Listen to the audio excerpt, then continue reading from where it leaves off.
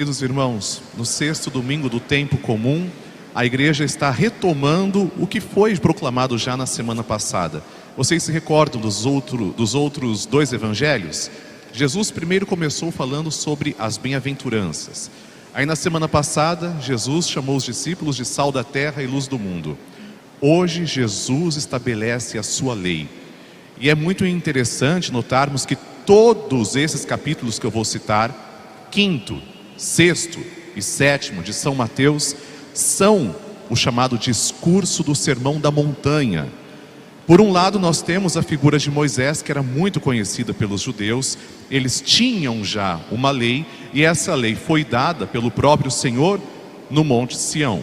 Então, Moisés sobe a montanha para que Deus dê a sua lei. Agora não. Agora é o próprio Deus que desce dos céus, se estabelece numa planície, num lugar alto, uma montanha, e as pessoas mais próximas ali dele estão ouvindo direto da boca do próprio Deus o que deve ser feito para alcançar o reino dos céus. É muito interessante notarmos as similaridades. Moisés recebeu a lei, só que a primeira lei não era totalmente perfeita, mas era necessária. Vocês já ouviram falar muito sobre a lei de Talião. A lei de Talião é uma das leis mais antigas do mundo. E eu posso dizer, estudando muito, que a lei do Talião, em algum momento da história, foi também necessária. Só que ela é imperfeita, muito imperfeita. Olho por olho, dente por dente. Em um mundo, imaginem um mundo barbarizado, cheio de civilizações que guerreavam contra si por territórios, massacravam. Num princípio moral, a lei do Talião serviu para algumas coisas. Mas hoje em dia, a lei do Talião já está superada, graças a Deus. Mas infelizmente o nosso mundo não está ainda vivendo a plenitude da lei de Jesus. Se por um lado a lei do Talião procurava se sobressair pela justiça, a lei de Jesus é diferente. Ela é pautada sim na justiça, mas também no amor e na verdade. Jesus vem mostrar que Ele é o cumprimento da lei. E Ele tem que explicar isso para os discípulos que estavam acostumados com a antiga lei. Olha, talvez vocês pensem que eu sou uma pessoa que estou falando outras palavras, devia pensar Jesus, estou dizendo outras coisas, vocês acham que eu venho romper com o passado? Não, não é isso que eu quero, eu não quero romper com o passado, mas eu quero agora dar pleno cumprimento da lei, explicando a lei para vocês, o porquê de cada coisa. E é interessante que a primeira lei, ela sempre foi negativa no sentido de não fazer isso, não fazer aquilo, não. Agora Jesus está dizendo, ouviram o que foi dito, não prestarás falso juramento. Eu, porém, vos digo, olha só a autoridade, eu vos digo, e quem sou eu? A essa pergunta, quem sou eu? O próprio Jesus responde, eu sou. E eu sou significa eu sou Deus. É o próprio Deus quem está dando agora o pleno cumprimento da lei. Hoje nós precisamos olhar que essa lei, ela reivindica toda a autoridade de Jesus.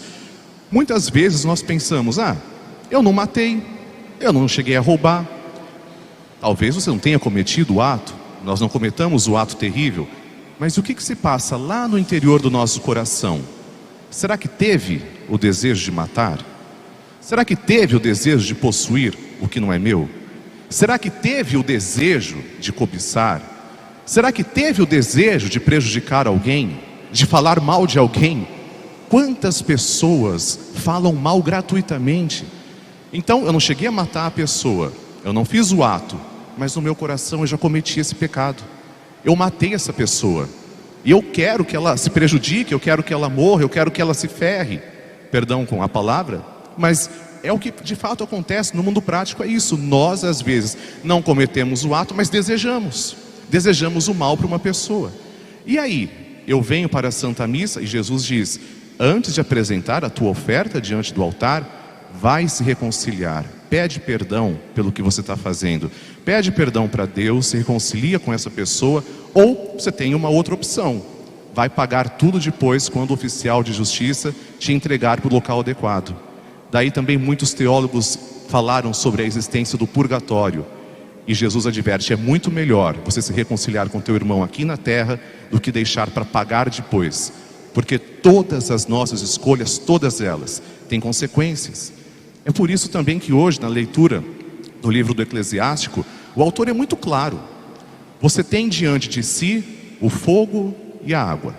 Você tem diante de si o bem e o mal. Você pode escolher o que você quiser. Pode escolher. Só que você não tem licença para pecar. Deus não está te dando licença para pecar, Ele está te dando liberdade. O que acontece é que justamente por nós termos essa liberdade, as nossas escolhas nem sempre são as melhores. Muitas das vezes as nossas escolhas são as mais egoístas, às vezes as nossas escolhas não promovem o bem comum, e essa liberdade Deus não vai tirar de nós, Ele não quer tirar, só que Ele diz, você escolheu, agora tem essa consequência.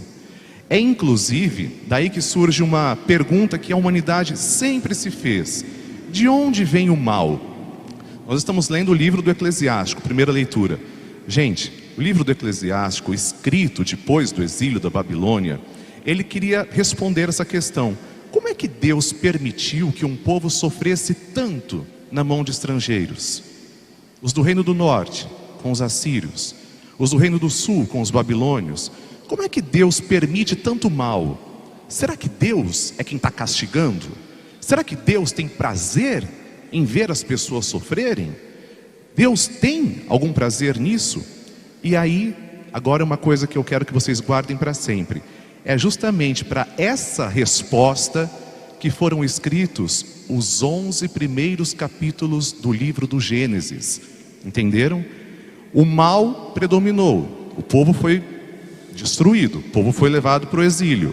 E aí o povo se questiona, de onde vem esse mal? Será que Deus quis isso? E aí então, os 11 primeiros capítulos do livro do Gênesis foram escritos e eles afirmam o seguinte: Deus criou só o bem. Deus não criou o mal. É impossível, é uma contradição, é uma loucura. Mas de onde vem então o mal? O mal vem da escolha, da própria escolha. E nós sabemos pela teologia que uma dessas criaturas escolheu ficar contra Deus, promoveu uma tentação, angariou para si outros anjos e decidiu ficar eternamente excluída da comunhão com Deus. E assim também hoje nós corremos o risco de escolhermos o caminho errado. Mas toda escolha tem uma consequência. Eu tenho que pensar que diante da minha finitude, o Senhor vai perguntar de mim: qual foi a tua escolha? Também te deixei a opção de fazer o bem e de fazer o mal. O que você escolheu? E é diante disso que Paulo se apresenta. Já é o terceiro domingo que nós estamos lendo a primeira carta de São Paulo aos Coríntios. Nós já falamos da comunidade de Corinto, uma comunidade pobre entre uma cidade rica. E Paulo está também fazendo um grande desabafo, sendo totalmente sincero. Eu não estou me apresentando para vocês, meus amigos, meus irmãos de Corinto, como um sábio, não como um sofista. Os gregos chamavam os sábios de sofistas. Sofia significa sabedoria. Não é a sabedoria humana que eu vim pregar para vocês. Aliás, eu vim pregar para vocês com medo. Eu vim tremendo de medo. Mas sabe o que eu vim pregar para vocês? A cruz. A cruz é a mensagem central da carta de Paulo aos Coríntios. E é justamente através dessa cruz que vocês alcançarão a sabedoria perfeita, infinita. Só que essa sabedoria é totalmente diferente da sabedoria humana. Às vezes a sabedoria humana é boa, às vezes é válida, e às vezes não é boa. Por exemplo, quando não foi boa? Quando julgaram que Jesus era alguém agitador, quando julgaram que Jesus veio subverter o povo, quando julgaram que Jesus estava fazendo agitações e quando o condenaram à morte. Os sábios da época, os sumos sacerdotes, instigaram o povo a acreditar que Jesus era um arruaceiro, que Jesus estava fazendo mal, estava subvertendo a verdadeira religião.